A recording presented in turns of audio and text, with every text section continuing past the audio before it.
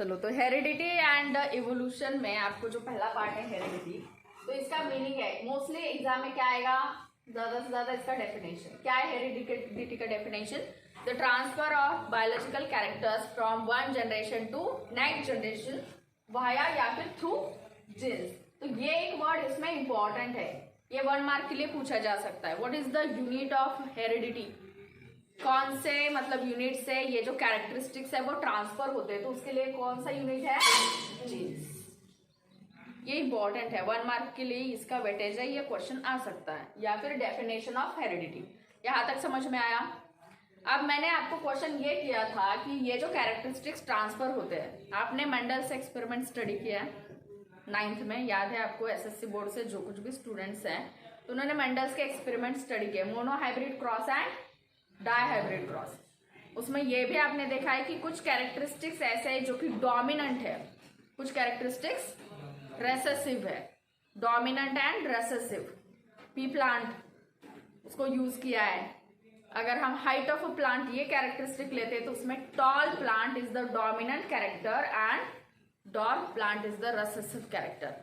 तो ये हमें मेंडल ने बहुत कुछ बताया है हेरिडिटी की बारे में। इसकी वजह से मेंडल को कहा गया है पायनियर ऑफ मॉडर्न जेनेटिक्स। ये बस एक वर्ड ध्यान में रखो, पायनियर ऑफ मॉडर्न जेनेटिक्स कौन है, मेंडल, जॉन ग्रीगर मेंडल, ये कंप्लीट नाम है उसका। आप मेंडल्स एक्सपेरिमेंट से आप पायनियर ऑफ मॉडर्न जेनेटिक्स ध्यान में रखिए।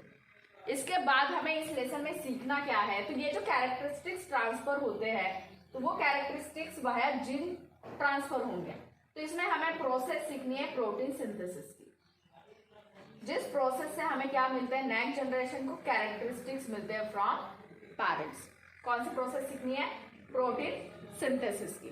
क्या है प्रोटीन सिंथेसिस, तो जिस प्रोसेस में प्रोटीन सिंथेसाइज होते हैं तो वो प्रोसेस को कहते हैं सेंट्रल डोग्मा। ये भी क्वेश्चन आपको लास्ट ईयर बोर्ड में आया है, सेंट्रल डोग्मा। एक एक वर्ड है, आप समझ लीजिए, उसको याद कीजिए। क्या है protein synthesis, the process of protein synthesis. इसमें स्टेप्स है, इसमें क्या है, स्टेप्स है। वो स्टेप्स को छोड़ के मतलब उस स्टेप को कंबाइन करके एक जो प्रोसेस को नाम देंगे तो वो प्रोटीन सिंथेसिस के प्रोसेस को हम कहेंगे सेंट्रल डोग्मा। इसमें हम स्टेप्स सीखने वाले हैं, जैसा कि एरोबिक रेस्पिरेशन है, उसमें क्या है, स्टेप्स है, glycolysis, TCA cycle and etc, तब जाके हमें एनर्जी मिलेगी।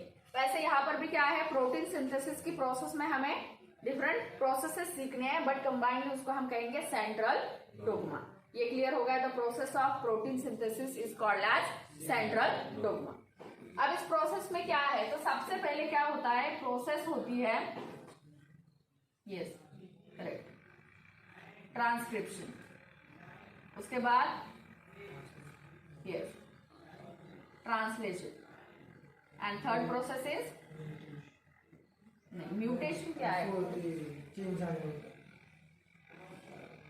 राइबोसोम की मूवमेंट होती है through out the strand of mRNA.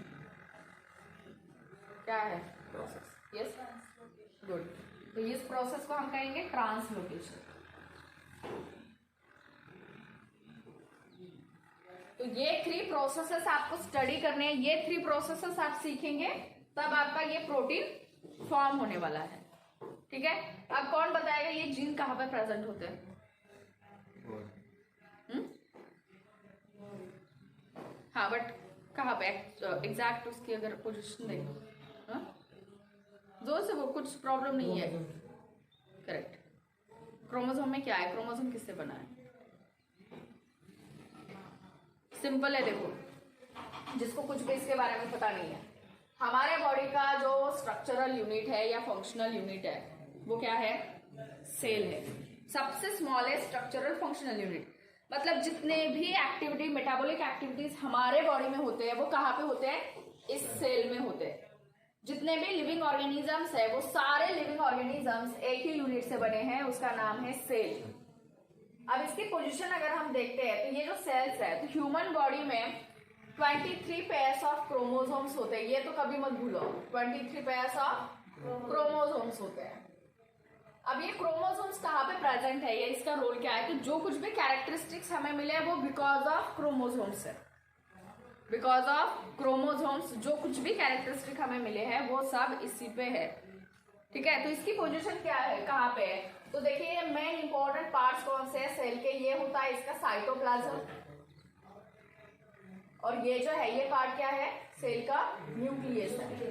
तो इस न्यूक्लियस में क्या होता है, ये क्रोमोसोम के स्ट्रक्चर्स प्रेजेंट होते हैं, 23 पेयर्स ऑफ क्रोमोसोम्स, ठीक है। अब इसको हम थोड़ा सा इनलार्ज करते हैं, सिर्फ न्यूक्लियस का पार्ट अगर मैं यहाँ पे ड्रॉ करती हूँ और इसका एक क्रोमोसोम अगर मैं आपको ड्रॉ करके दिखाऊंगी तो ये क्रोमोसोम का स्ट्रक्चर कुछ ऐसा बनेगा, ठीक है। ये जो क्रोमोसोम है ये पैड क्रोमोसोम सिस्टर क्रोमैटिड के साथ ये क्रोमोसोम ऐसा बनता है। अब इसका लेबलिंग अगर हम देखते हैं तो ये आर्म्स होते हैं क्रोमोसोम के, ये सेंट्रोमियर, इसको भी आपको स्टडी करना है, ये आपको पता होना चाहिए क्योंकि आगे हम माइटोसिस मियोसिस जब स्टडी करेंगे तो ये आपको पता होना चाहिए। ये बीच में नॉच का फॉर्मेशन जिसने दो आर्म को डिवाइड किया है, ये ऊपर का पी आर्म है और नीचे का क्यू है, तो इस आर्म को जिसने डिवाइड किया है वो क्या है, सेंट्रोमियर है, ये सेंट्रोमियर है। अब ये जो क्रोमोसोम बना है ये क्रोमोसोम डीएनए के मॉलिक्यूल से बनता है। ये क्रोमोसोम किससे बनेगा, अ मॉलिक्यूल ऑफ डीएनए। अब कैसे बनेगा, तो ये जो होता है इसको अगर आप अनवाइंड करते हैं तो ये डीएनए का ऐसा थ्रेड निकलेगा, डीएनए को अगर हम इसको ओपन करेंगे तो ऐसा डीएनए का थ्रेड निकलेगा, और इस डीएनए के स्ट्रक्चर पे जो कुछ भी फंक्शनल यूनिट होगा उसको हम कहेंगे जीन। सबसे लार्ज यूनिट है क्रोमोसोम, क्रोमोसोम बना है डीएनए से, ये क्या है, डीएनए का मॉलिक्यूल है, और डीएनए का जो हम स्मॉल एक फंक्शनल सेगमेंट निकालेंगे वो क्या है, जीन है। अब ये फंक्शनल सेगमेंट हमें कैरेक्टरिस्टिक देने वाला है, मतलब जो कुछ भी होगा वो कौन है, क्रोमोसोम पे ही है, क्रोमोसोम पे डीएनए, डीएनए के फंक्शनल सेगमेंट को हम कहेंगे जीन। इसकी पोजीशन समझ में आए, जीन कहाँ पे प्रेजेंट है, पक्का। हमारे बॉडी में जो 23 पेयर्स ऑफ क्रोमोसोम्स है उसमें हर एक क्रोमोसोम जो है वो डीएनए के मॉलिक्यूल से बना है, और डीएनए पे क्या है, उसका स्मॉल सेगमेंट निकालेंगे तो वो है जीन, जिनसे क्या मिलते हैं, हमें कैरेक्टरिस्टिक मिलते हैं। तो अगर आपको हेरिडिटी स्टडी करनी है, हेरिडिटी में ये जो ट्रांसक्रिप्शन की प्रोसेस दी है, ये ट्रांसक्रिप्शन की प्रोसेस अगर आपको स्टडी करनी है तो उसके लिए सबसे पहले आपको डीएनए का स्ट्रक्चर पता होना चाहिए, डीएनए कैसा होता है, डीएनए पे क्या प्रेजेंट है जिसकी वजह से प्रोटीन का फॉर्मेशन होगा।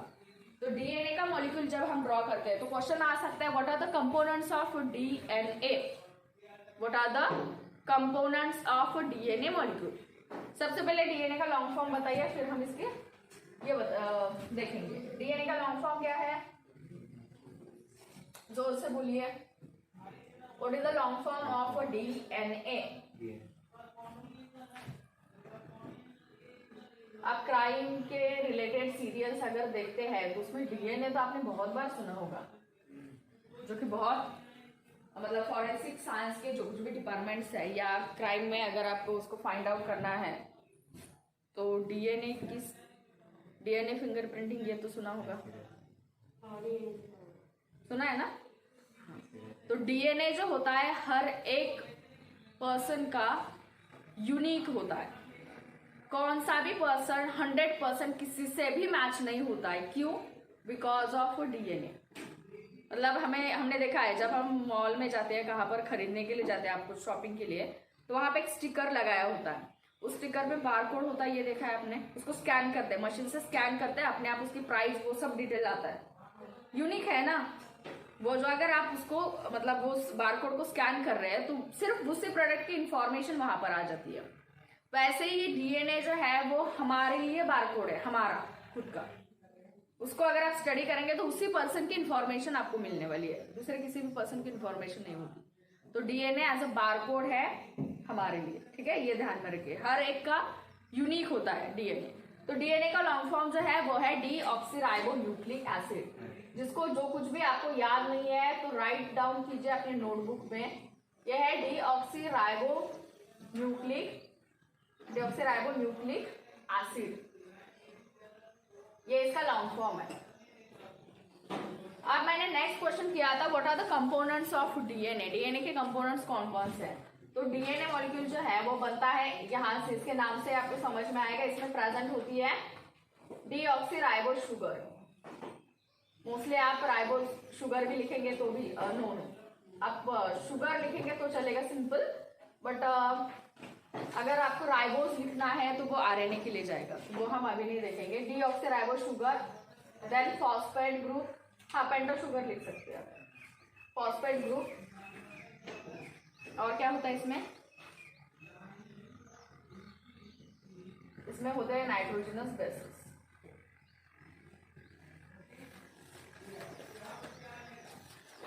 जिसको भी इस लेसन का बेसिक चाहिए तो वो 9th स्टैंडर्ड में से हेरिडिटी एंड वेरिएशन इस लेसन को फिर से रीड करेगा। उसमें स्ट्रक्चर ऑफ डीएनए दिया है, स्ट्रक्चर ऑफ आरएनए दिया है। आरएनए भी उतना ही इंपॉर्टेंट है इस प्रोसेस में जितना कि डीएनए इंपॉर्टेंट है। तो आपको टाइप्स ऑफ आरएनए पता होने चाहिए। आरएनए मतलब क्या, वो जो टाइप्स है आरएनए के 3, उसके फंक्शंस क्या है, तब जाके आपको ट्रांसक्रिप्शन की प्रोसेस समझ में।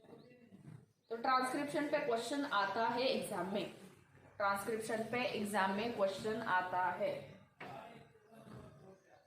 तो आज मैं आपको डायरेक्टली ग्रुप पे क्वेश्चन सेंड करने वाली हूँ इस लेसन से रिलेटेड। वो क्वेश्चन आप सॉल्व करके नोटबुक में कल लेके आइए।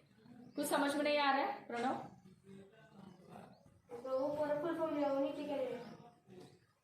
कंपोनेंट्स ऑफ डीएनए किससे बना है डीएनए मॉलिक्यूल?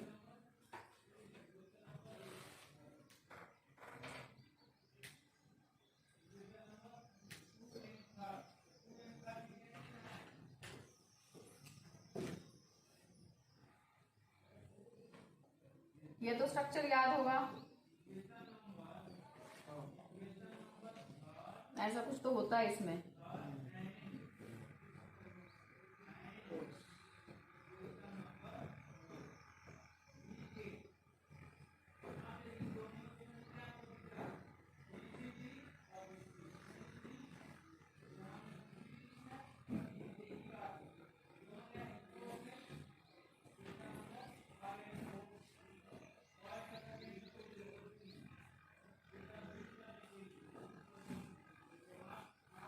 आज के लिए आपको यस यहाँ पर ही होमवर्क मैं आपको बता देती हूँ थोड़ा सा कुछ क्वेश्चंस। उसके बाद आप प्लीज सिर्फ राइट डाउन मत कीजिए, उसको समझ लीजिए और लर्न भी कीजिए। आपको अगर वो उसका जो फंक्शन है वो समझ में नहीं आ रहा है तो पूछिए आप, बट वो आपको लर्न होना चाहिए। What are the different types of RNA?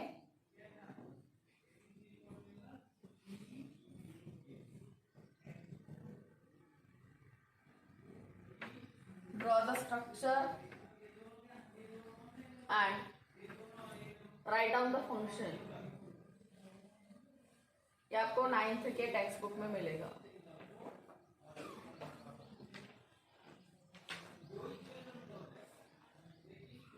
देखिए नाइट्रोजनस बेसिस में कौन से प्रेजेंट होते हैं, ये क्यों मैं आपको बता रही हूँ क्योंकि 1 मार्क के लिए ऐसा क्वेश्चन आता है। डीएनए पे ये सीक्वेंस है तो आरएनए पे क्या होगा ट्रांसक्रिप्शन की प्रोसेस में, इसलिए। तो नाइट्रोजनस बेसिस में न्यूक्लियोटाइड्स प्रेजेंट होते हैं, एडेनिन, ग्वानिन, थायमिन, साइटोसिन। ठीक है, एडेनिन, ग्वानिन, थायमिन, साइटोसिन। इसका हम जब आप डीएनए का स्ट्रक्चर ड्रॉ करते हैं तो इसका जो फर्स्ट लेटर है वही हम लेते हैं, फर्स्ट लेटर से इसको हम डिनोट करते हैं,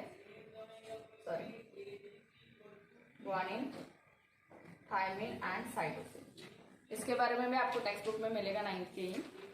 तो ये पेयर कैसे होती है, देखिए अगर एक स्ट्रैंड पे एडेनिन है तो उसके नीचे वाले स्ट्रैंड पे हमेशा थायमिन आएगा। डीएनए ये डबल हेलिक्स है, ऐसा है ना, स्ट्रैंड डबल हेलिकल है। तो इस स्ट्रैंड पे अगर एडेनिन है तो उसके सामने हमेशा टी यानी कि थायमिन ही प्रेजेंट होगा। ये पेयर डीएनए के स्ट्रक्चर में कहां पर भी चेंज नहीं होगी। जहां पर जी है वहां पर सी ही आएगा, मतलब जहां पर ग्वानिन दिया वहां पर हमेशा उसके आगे वाले स्ट्रैंड पे साइटोसिन ही प्रेजेंट होगा। उल्टा भी हो सकता है, ऊपर टी दिया है तो नीचे आपको क्या लिखना है, डीएनए पे ए लिखना है। ऊपर टी दिया है तो नीचे क्या लिखना है, ए ही लिखना है। ऊपर सी दिया है तो नीचे आप क्या लिखेंगे, जी लिखेंगे। ये पेयर ऐसी ही होती है, ये पेयर बिल्कुल चेंज नहीं होगी। और हमेशा ये जो डीएनए का स्ट्रक्चर ये डबल हेलिकली होता है, डबल हेलिक्स स्ट्रक्चर होता है, जो कि वॉटसन एंड क्रिक ने हमें ये मॉडल बताया, इसकी वजह से इसको double helix model of DNA भी कहते हैं। तो यहाँ पर ये जब आप ड्रॉ करेंगे तब ए के आगे टी लिखेंगे जो कि डबल बॉन्ड से पेयर फॉर्म करता है, और सी और जी के बीच में ट्रिपल बॉन्ड होता है। तो ये ध्यान में रखिए, ये कंपोनेंट्स है, इस पे भी क्वेश्चन आ सकता है। What are the components of DNA? Deoxyribo sugar, phosphate group and nitrogenous bases. Nitrogenous bases में 4 टाइप्स के होते हैं, adenine, guanine, thymine and cytosine. Pair कैसे फॉर्म होती है? तो डबल हेलिक्स स्ट्रक्चर है, एक स्ट्रैंड पे एडेनिन होगा तो नेक्स्ट स्ट्रैंड पे थायमिन ही होगा। जहां पर ग्वानिन प्रेजेंट है उसके आगे वाले स्ट्रैंड पे साइटोसिन ही प्रेजेंट होगा। तो आपको अगर ये नाम ध्यान में नहीं है, एडेनिन, ग्वानिन, ये मतलब ध्यान में नहीं रहेंगे तो ATGC, ATGC उल्टा TACG, ये ध्यान में रखो। ये हो गया डीएनए के स्ट्रक्चर के बारे में। अब हम डायरेक्टली सीखते हैं कि ट्रांसक्रिप्शन की प्रोसेस क्या है। अब देखो, एक जनरेशन से नेक्स्ट जनरेशन में जा रहा है तो कुछ तो कॉपी हो रहा है। कैसे कॉपी होगा? तो इसके लिए क्या होता है, देखो जो न्यूक्लियस होता है, ये जो न्यूक्लियस है, नहीं न्यूक्लियस हम ड्रॉ नहीं करेंगे, हम सीधा डीएनए देखते हैं। तो मैं डीएनए का स्ट्रक्चर ऐसे निकालती हूँ, ठीक है। ये क्या है? डीएनए, ये डीएनए का स्ट्रैंड है, इसमें उसका हर एक मतलब बेसिस वो सब प्रेजेंट है। अब क्या होता है, आपको कॉपी करना है यहाँ पर जो कुछ भी प्रेजेंट है। फॉर एग्जाम्पल कंसिडर करेंगे कि पैरेंटल डीएनए है और हमें क्या करना है, इसकी इंफॉर्मेशन कॉपी करनी है, जैसे कि आईज का कलर, हेयर्स का कलर, स्किन का कलर, हाइट, ऐसे कैरेक्टरिस्टिक हमें मिले ना। तो इसको अगर हमें कॉपी करना है तो इसके लिए हमें क्या करना पड़ेगा, इस डीएनए को हमें ओपन करना पड़ेगा। इस डीएनए के स्ट्रैंड को हमें क्या करना है, ओपन करना है, तब जाके हमें अंदर के जो न्यूक्लियोटाइड्स है वो समझ में आए, इस पे क्या इंफॉर्मेशन है। तो इसको ओपन कैसे करेंगे, तो डीएनए को ओपन करेंगे। ये डीएनए आपका ओपन हो गया, ठीक है। अब डीएनए कैसे ओपन होता है, तो डीएनए ओपन होता है इन प्रेजेंस ऑफ एक एंजाइम का नाम है। ये एंजाइम प्रेजेंट होगा तभी वो डीएनए के स्ट्रैंड ओपन होंगे। कौन सा एंजाइम है ये? इसका नाम है RNA पॉलीमरेज। नाम क्या है इसका? RNA polymerase. In presence of RNA polymerase ये जो डीएनए का स्ट्रैंड है वो क्या हो जाता है, ओपन हो जाएगा। अब देखो पहले क्या था, यहाँ पर कंसिडर कीजिए, ये हम अपने मन से मतलब लिख रही हूँ। एग्जाम में आपको अगर क्वेश्चन आता है तो क्या किया जाता है, यहाँ पर आपको स्टैंड पे ये सीक्वेंस लिख के दिया जाता है, प्रिंट करके, डायग्राम देके, और आपको पूछा जाता है कि यहाँ पर जो mRNA का स्ट्रैंड बनेगा उसकी सीक्वेंस क्या आएगा। तो इसलिए हम यहाँ पर हम कंसिडर कर रहे हैं, एग्जाम में अगर क्वेश्चन आएगा तो आपको मोस्टली यहाँ पर दिया होगा और उसी को देख के आपको बताना है। देखो RNA आप पढ़ के आइए, मैं यहाँ पर नहीं बता रही हूँ, बस ये प्रोसेस समझिए। मैं मेरे मन से कौन सा भी यहाँ पर सीक्वेंस लिख रही हूँ, ये सीक्वेंस है एक स्ट्रैंड पे। अब मुझे बताइए इस स्ट्रैंड पे कौन सा सीक्वेंस होगा?